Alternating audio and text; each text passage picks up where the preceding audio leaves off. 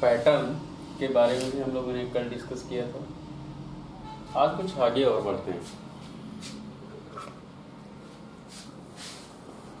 आज बात करते हैं S3 के बारे में, S4 के बारे में, और बात करेंगे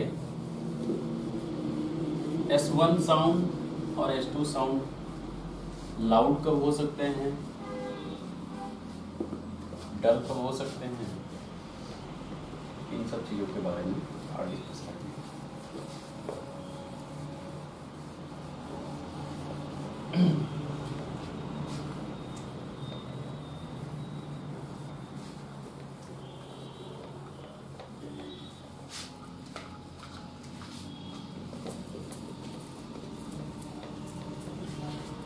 और इसके बाद कुछ ऑडियोज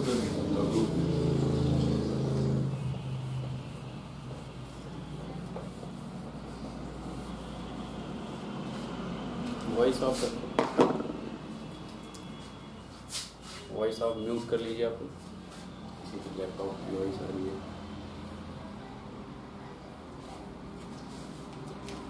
तो हम लोग पढ़ रहे थे S1 और S2। जो ग्राफ था साइकिल का, कार्डिक साइकिल का, कुछ ऐसे हम लोगों का है। कुछ ये ग्राफ है। और systolic phase, during systolic phase S1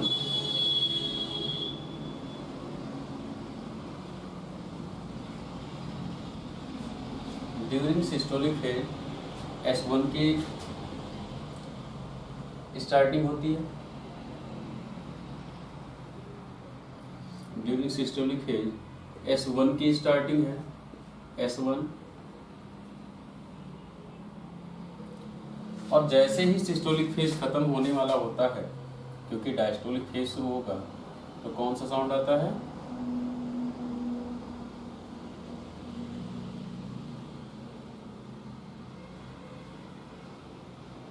S2।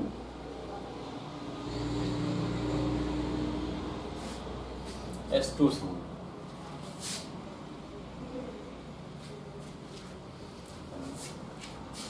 तो ये जो पूरा एरिया है,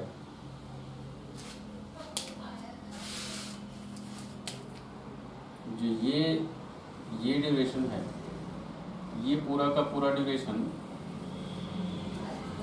सिस्टोलिक ड्यूरेशन कहलाता है। ये पूरा ड्यूरेशन सिस्टोलिक ड्यूरेशन कहलाता है। यहाँ पर कार्डियक पंप, जो वेंट्रिकल्स हैं, वेंट्रिकल्स पंप करते हैं राइट वेंट्रिकल लंग्स में और लेफ्ट वेंट्रिकल बॉडी में। इसके बाद कौन सा ड्यूरेशन आएगा, डायस्टोलिक ड्यूरेशन।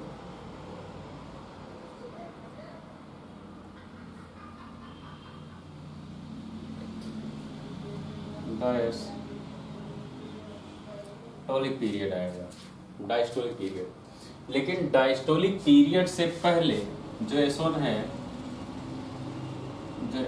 इसमें दो साउंड्स हैं, दो वॉल्व के। S2 में दो साउंड हैं, एक तो P2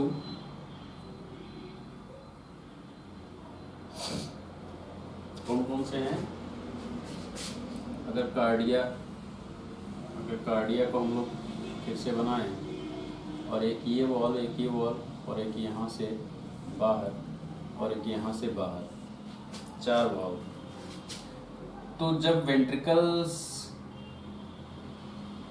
को सिस्टोल करना होता है तो ओपन हो जाते हैं P2 और A2। लेकिन जब तो वेंट्रिकुलर सिस्टोल स्टार्टिंग होती है, तो ये स्टार्टिंग फेज है। ओपन होते हैं P2 A2, और इसके बाद जब वेंट्रिकुलर सिस्टोल खत्म हो जाता है तो P2 और A2 क्लोज होते हैं। वेंट्रिकुलर सिस्टोलिक पीरियड के लास्ट फेज पर P2 A2 क्लोज हो जाते हैं, जहाँ से S2 बनता है, S2 साउंड आता है। इसमें 2 साउंड्स हैं। इसके बाद शुरू होता है डायस्टोलिक पीरियड। अब डायस्टोलिक पीरियड में क्या है, डायस्टोलिक पीरियड में कौन कौन से वॉल्स ओपन होंगे, कौन कौन से क्लोज होंगे, ये चेम्बर्स। अब डायस्टोलिक पीरियड में इसको ओपन हो जाना चाहिए और ये ओपन हो जाए,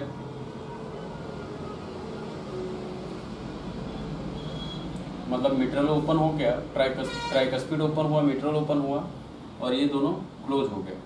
पूरे डायस्टोलिक पीरियड में सेम कंडीशन रहेगा जब तक पूरा कार्डिया फिल ना हो जाए। डायस्टोलिक पीरियड में जब तक पूरा डायस्टोलिक पीरियड है, कोई साउंड आना चाहिए या नहीं आना चाहिए, कार्डियक साउंड।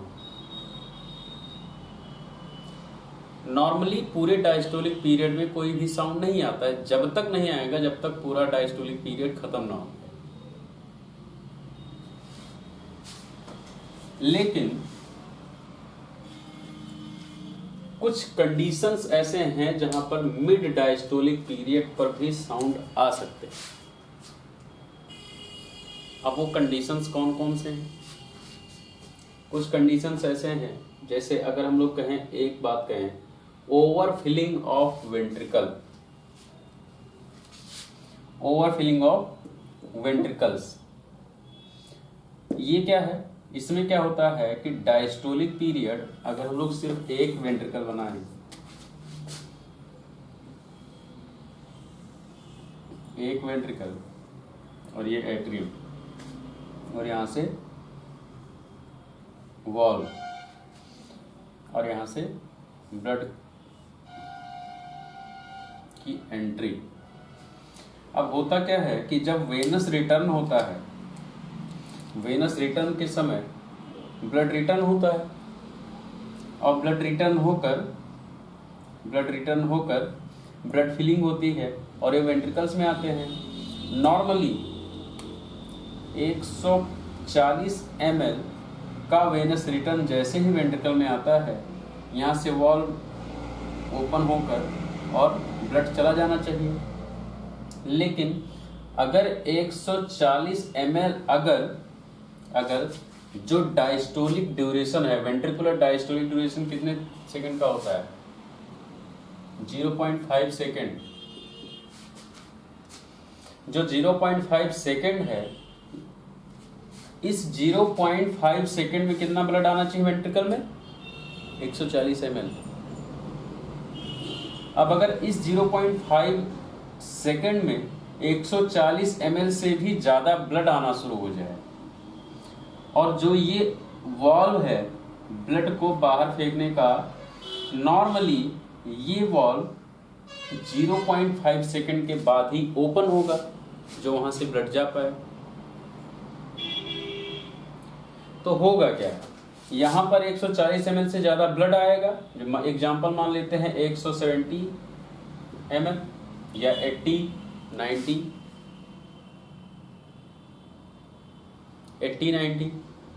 और ये 80-90 अगर यहां फिल हो और ये क्लोज ही रहे तो वेंट्रिकल्स में कम ब्लड हो जाएगा, ज्यादा ब्लड हो जाएगा?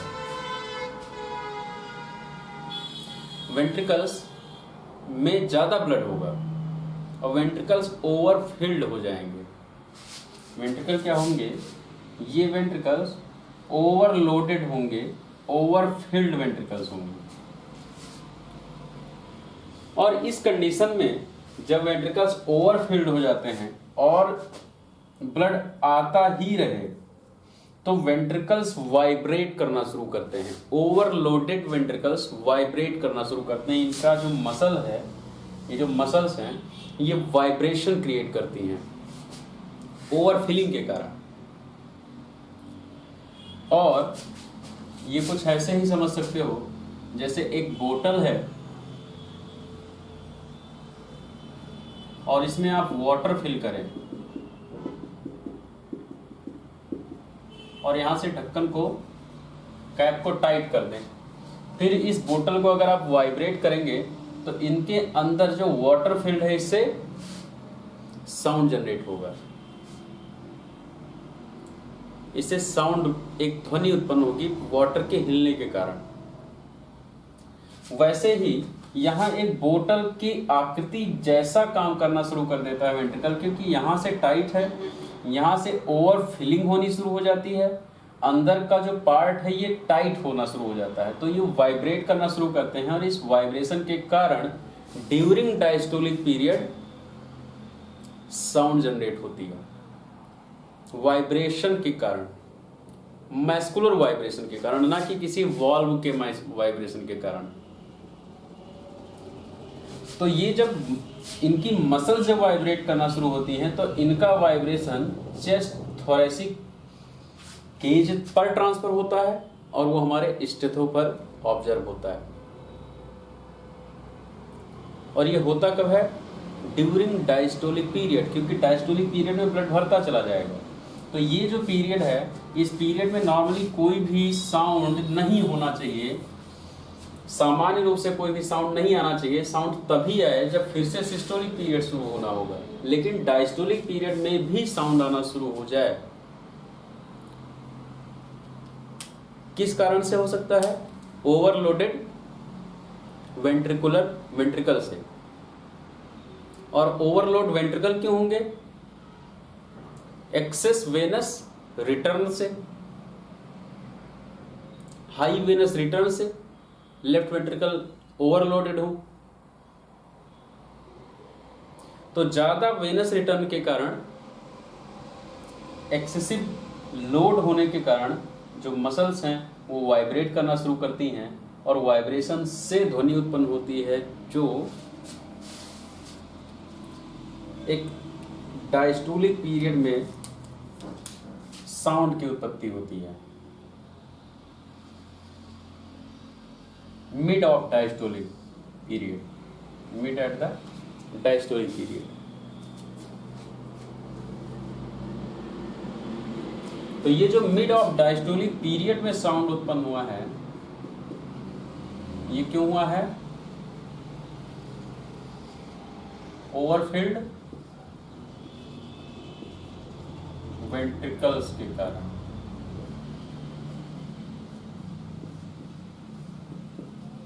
ओवरफिल्ड वेंट्रिकल से ये जो साउंड है इसको हम लोग कहते हैं S3 साउंड।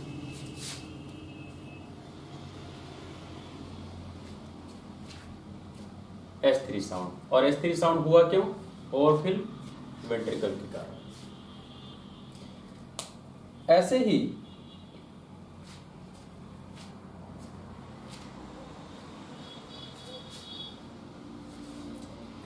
नेक्स्ट और भी साउंड्स हैं जो नॉर्मली नहीं आते हैं, जो नॉर्मली नहीं आते हैं। नॉर्मली S1 और S2 होने चाहिए, लेकिन जैसे S3 आया है ओवर फिलिंग ऑफ वेंट्रिकल के कारण, ऐसे ही और भी साउंड्स हैं जो आने शुरू हो जाते हैं।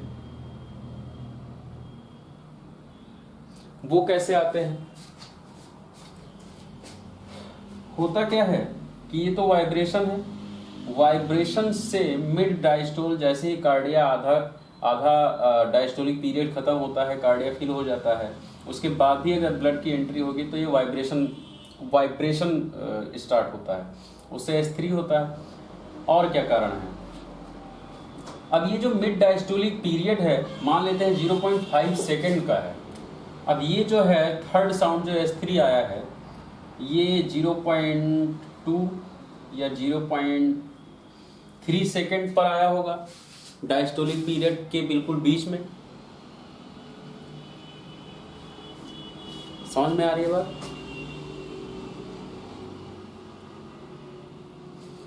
ऐसे ही नेक्स्ट साउंड्स और भी हैं जो और आ सकती हैं, जो नॉर्मली नहीं मिलती हैं लेकिन किसी किसी में मिलती हैं। उनके क्या कारण हैं?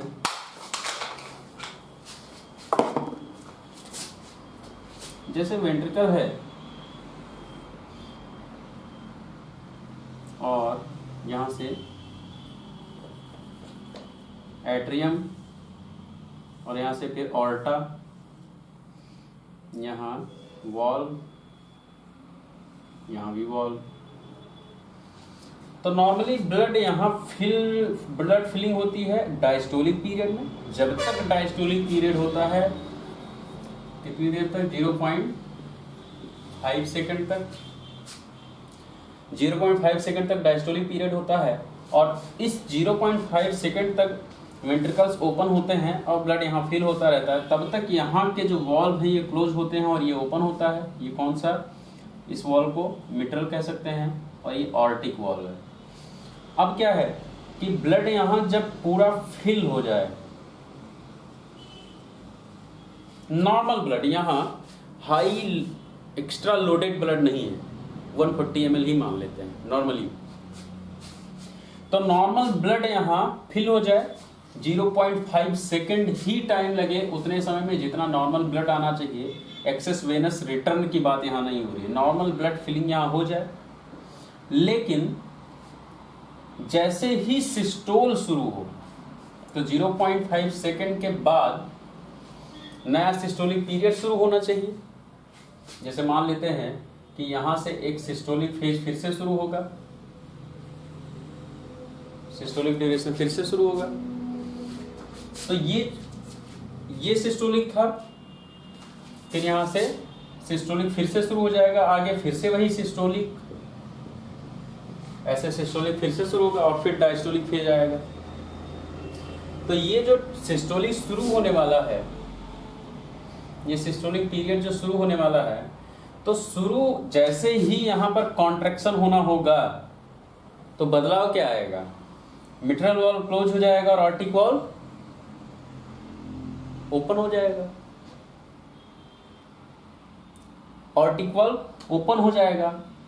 अब जैसे ही ऑर्टिक वॉल्व ओपन होता है और यहां ब्लड नॉर्मल वॉल्यूम में भरा होता है, लेकिन ये मसल्स अगर बहुत ज्यादा थिक हो, थिक मतलब हाइपरट्रॉफीड हो,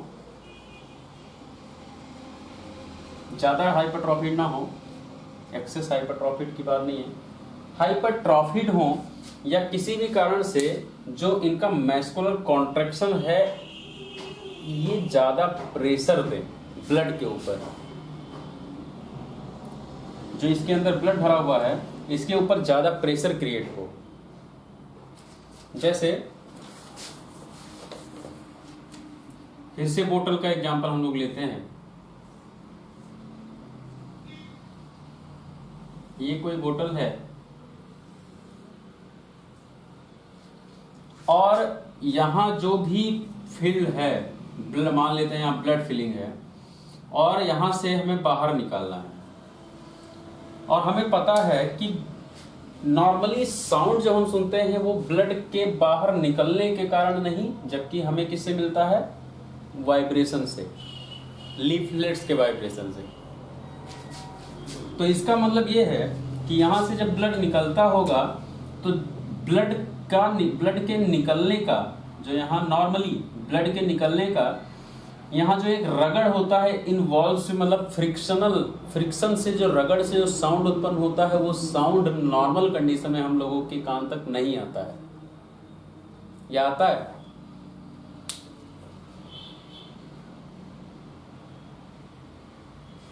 क्या लगता है तुम लोगों को?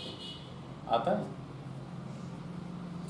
नॉर्मल कंडीशन पे फ्रिक्शनल साउंड्स नहीं आते हैं, जबकि ये भी एक पाइप है, यहां से अगर आप ब्लड निकालते हैं तो फ्रिक्शन होता होगा, साउंड जनरेट होती होगी, लेकिन इतना स्ट्रॉन्ग साउंड नहीं है, इतना लाउड साउंड नहीं है कि वो वाइब्रेशन हमारे ईयर तक आए नॉर्मल कंडीशन में।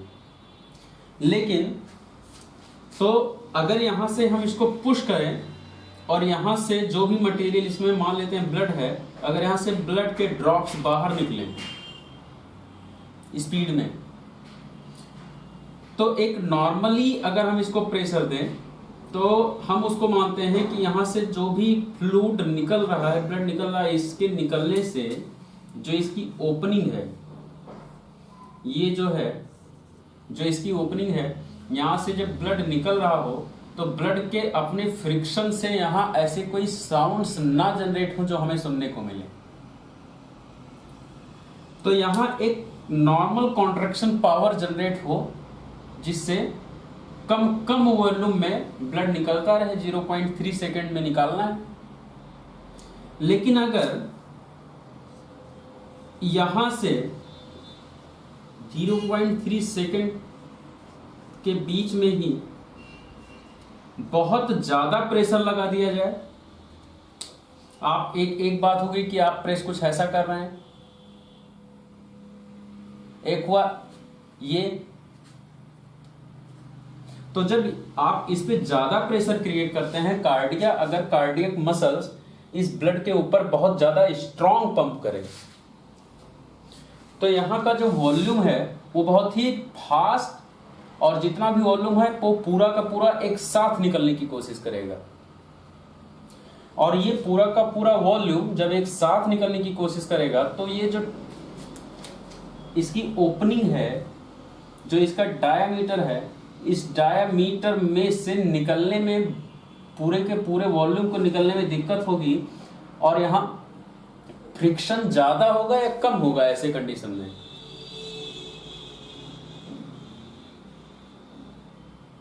ऐसे कंडीशन में फ्रिक्शन इस पाइप में ज्यादा होगा, और इस पाइप में ज्यादा फ्रिक्शन होने के कारण फ्रिक्शनल साउंड बनता है। इस पाइप में जो यहां डायामीटर है, यहां फ्रिक्शन होने के कारण फ्रिक्शनल